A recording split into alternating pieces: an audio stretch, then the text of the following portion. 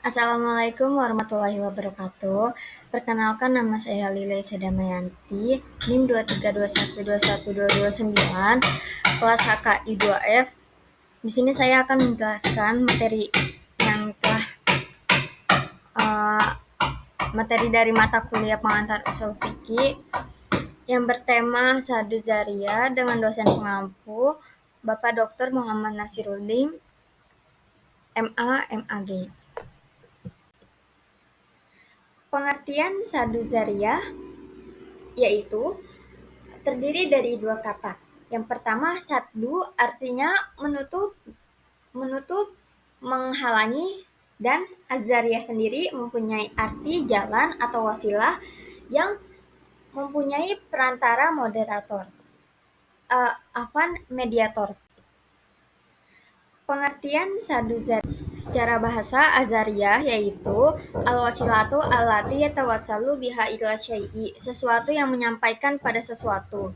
Kata azariyah itu didahului dengan shot yang artinya menutup.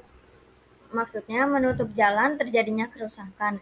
Sehingga pengertian azariyah menurut para ahli ulama usul fikih yaitu mencegah segala sesuatu, perkataan maupun perbuatan yang menyampaikan pada sesuatu yang dicegah atau dilarang yang mengandung kerusakan atau bahaya. Diketahui bahwa Sadu Zariyah merupakan suatu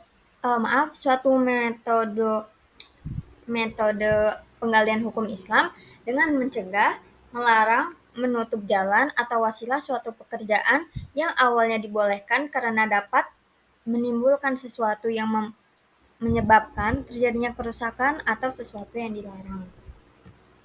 Diketahui bahwa Sadu Zariyah, salah satu kaidah Sadu Zariyah adalah ma takunu wasilatan wa tariqan ila syai'in mamnu'in syar'a. Sesuatu yang menjadi perantara dan jalan kepada sesuatu yang terlarang kepada syara'. Sesungguhnya segala maksud syara' yaitu mendatangkan manfaat kepada manusia dan menolak kemafsadatan dari mereka, tidaklah mungkin diperoleh dengan melalui sebab-sebab yang menyampaikan kita kepadanya. Maka kita diharuskan mengerjakan sebab-sebab itu karena sebab itulah yang menjadikan kita kepada maksud. Dengan demikian, kita dapat menetapkan bahwa pekerjaan-pekerjaan yang menyampaikan kepada kemaslahatan dituntut untuk mengerjakan, dan pekerjaan yang menyampaikan kita kepada kerusakan dan kemafsadatan dilarang kita untuk dikerjakan. Dasar hukum Sadu Zariyah itu pada dasarnya tidak ada dalil yang jelas dan pasti menurut nas maupun ijma ulama tentang boleh atau tidaknya menggunakan Sadu Zariyah. Namun demikian, ada beberapa nas yang mengarah kepada baik dari Al-Quran maupun Sunnah maupun kaidah fikih. Dasar hukum Sadu Zariyah itu pada dasarnya tidak ada dalil yang jelas dan pasti menurut dasar hukum Azariyah itu berasal dari 3 sumber. Yang pertama dari Al-Quran, yang kedua dari Sunnah, yang ketiga dari kaidah fikih. Yang Al-Quran itu berdasarkan 2 ayat yang ada di Al-Quran. Pertama, Al-Quran surat Al-An'am ayat 108. Yang kedua, Al-Quran surat An-Nur ayat 31. Kalau yang kedua As-Sunnah. As-Sunnah itu dari Mikdad bin Al-Aswad bahwa dia memberi kabar kalau dia tuh telah berkata, oleh sebab itu terbitlah hadis ini. Yang ketiga itu ada kaidah fikih yang berbunyi ma'ada ila harami fahuwa haramun. Pembahasan yang mengarah kepada Al-Quran itu yaitu mencaci maki sesembahan kaum musyrikin sebenarnya diperbolehkan, bahkan yang mengandung kemaslahatan, namun jika dilakukan itu akan menimbulkan kerusakan yang lebih besar daripada kemaslahatan itu sendiri, yaitu balasan orang-orang musyrik dengan mencaci Allah. Begitu pula perempuan mukmin yang hentakan kakinya meskipun dibolehkan, namun jika mengakibatkan rangsangan bagi kaum lelaki selain suaminya yang mendengar, maka itu dilarang. Hadis yang berisi hadis yang mengarah kepada hadis ini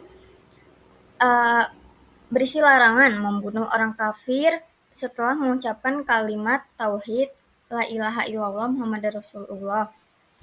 Meskipun itu hanya berlandasan karena takut dibunuh, Qotiyat menjelaskan bahwa makna hadis ini adalah bahwa sesungguhnya orang yang membunuh itu tidak ubah seperti orang kafir tersebut dalam hal menantang kebenaran dan praktek perbuatan dosa. Karena begitu banyak jenis perbuatan, maka dosa orang kafir itu dinamakan kufur, sedangkan dosa orang yang beriman itu sedangkan dosa orang yang membunuh itu disebut kefasikan dan maksiat. Penjelasan yang ketiga yang mengarah kepada kaidah fikih, yaitu segala perbuatan dan perkataan yang dilakukan mukallaf yang dilarang syara' terkadang menyampaikan dengan sendirinya kepada kerusakan tanpa perantara, seperti zina, pencurian, dan pembunuhan. Namun terkadang tidak menyampaikan dengan sendirinya, tetapi dia menjadi wasilah kepada sesuatu yang lain yang menyampaikan kepada kerusakan tersebut, seperti halwat yang tidak menjadi sebab terjadinya percampuran keturunan, tetapi dia menjadi perantara kepada zina yang menimbulkan kerusakan. Klasifikasi sadu zariyah. Para ulama berbeda mengklasifikasikan sadu zariyah dalam beberapa aspek, diantaranya yang pertama dilihat dari bentuk, itu dapat dibagi menjadi 3. Yang pertama, sesuatu yang jika dilakukan biasanya akan terbawa pada yang terlarang. Yang B, sesuatu jika dilakukan tidak terbawa kepada yang dilarang. Yang C, sesuatu perbuatan jika dilakukan menurut pertimbangan adalah sama kemungkinannya untuk terbawa pada yang terlarang dan yang tidak terlarang. Yang kedua, itu dilihat dari akibat atau dampak yang ditimbulkannya. Yang A, perbuatan yang memang ada dasarnya membawa kepada kerusakan seperti minum khamar yang merusakkan akal dan zina yang merusak keturunan. Yang B, perbuatan yang ditentukan untuk sesuatu yang mubah namun ditunjukkan untuk perbuatan buruk yang merusak seperti nikah muali atau transaksi jual beli yang mengantarkan riba.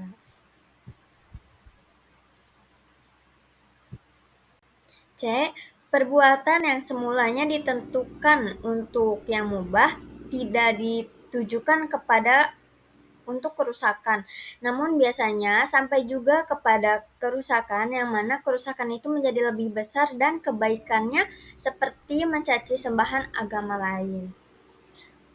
Yang ketiga, dilihat dari tingkat kerusakan yang ditimbulkan. Yang pertama, perbuatan yang boleh dilakukan karena jarang mengandung kemafsadatan, misalnya penjual makanan yang biasanya tidak mengandung kemafsadatan. Yang kedua, yang B, perbuatan yang dilakukan kemungkinan besar akan membawa kemafsadatan, misal penjual senjata pada musuh yang memungkinkan itu digunakan untuk membunuh. Yang C, perbuatan pada dasarnya boleh dilakukan karena mengandung kemaslahatan, tetapi kemungkinan jika terjadi kemafsadatan, misalnya bai'i al-ajal, jual beli dengan harga yang lebih tinggi daripada harga asal karena tidak kontan.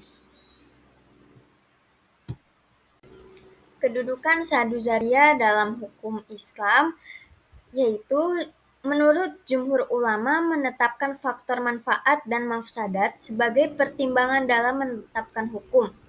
Salah satunya dalam metode sadu zariyah ini.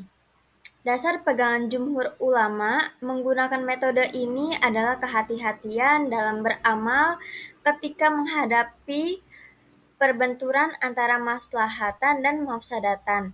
Bila maslahatan dominan, maka boleh dilakukan, dan bila mafsadat yang dominan, maka harus ditinggalkan. Namun jika sama-sama kuat, maka untuk saling menjaganya.